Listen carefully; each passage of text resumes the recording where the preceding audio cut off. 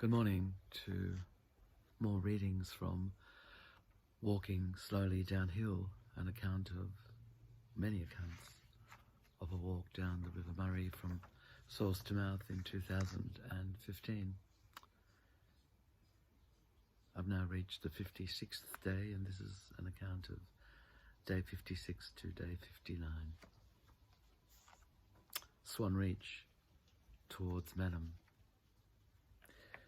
For days I see thistles growing on the side of the road. Eventually, today I pick one up. Artichokes. They're just like artichokes. For over 2 decades on each spring weekend, my father would prepare an entire bowlful. Then on Sunday night, as we sat down at the dinner table, he would pretend that the local Calabrian greengrocer had neglected to buy any at the Footscray market, or that he himself had forgotten to buy any from the Calabrian greengrocer, or that he did go down to the shop, but the artichokes on display were so chalky, or so the wrong colour. Then a few minutes later, with a flourish, he would bring a large covered bowl to the table and casually set it down in a corner. And then while he briefly fussed back in the kitchen, my mother would tilt her head towards the mysterious dish, repeatedly lift her eyebrows, flash a pretend smile, and furiously nod and look down. Something like that. All of this facial activity crammed into one brief second just before he re-entered the room.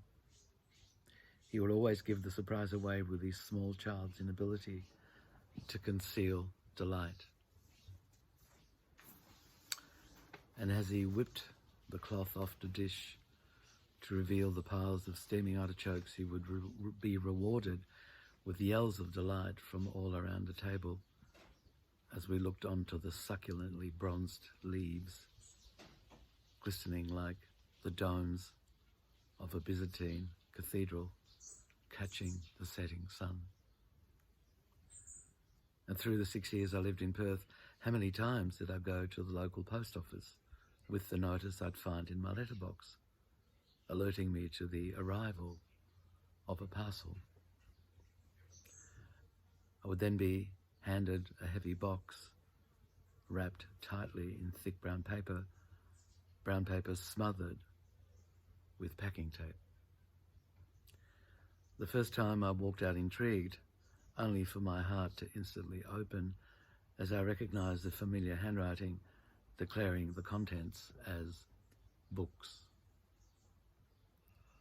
You must read a lot, the postmaster remarked one day, looking at me through the top of his glasses as I waited by the counter for him to hand over yet another parcel of books.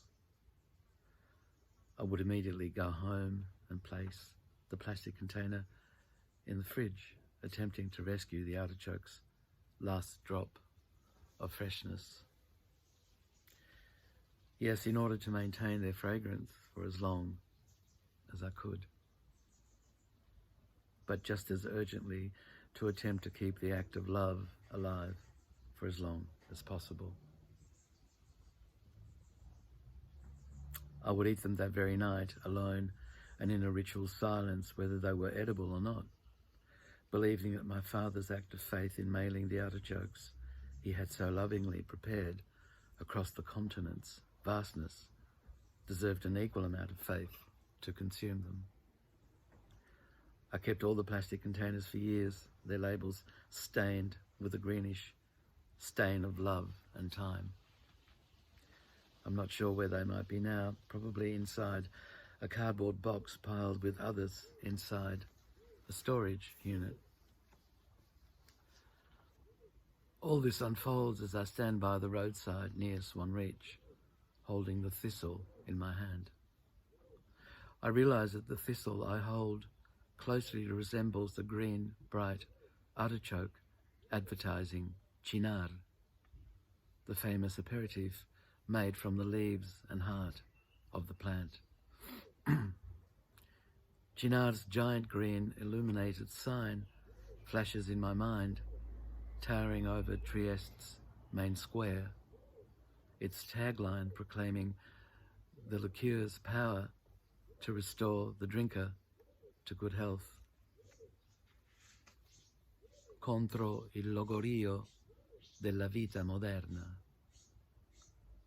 Translates as countering the wear and tear of modern life, the sign claimed.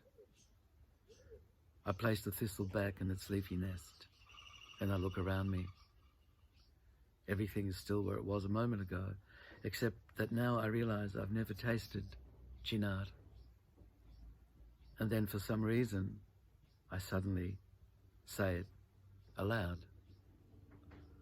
I have never tasted chinar, I hear myself saying loudly as I stand on the road crossing the Mannum plain. This road now leads on past Swan Reach, eventually reaching the open sea.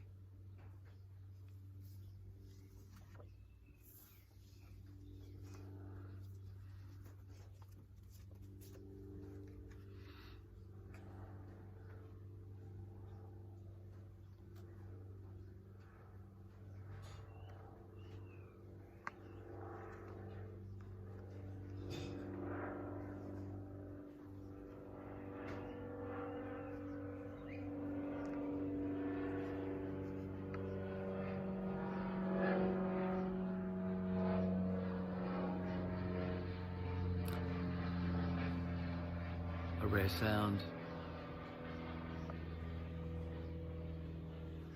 The sound of an aeroplane traversing the Mildura sky.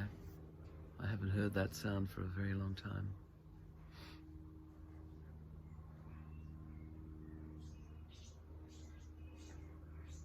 Time and space, that's what this is all about. Our lives, my account of what happened at this or that time.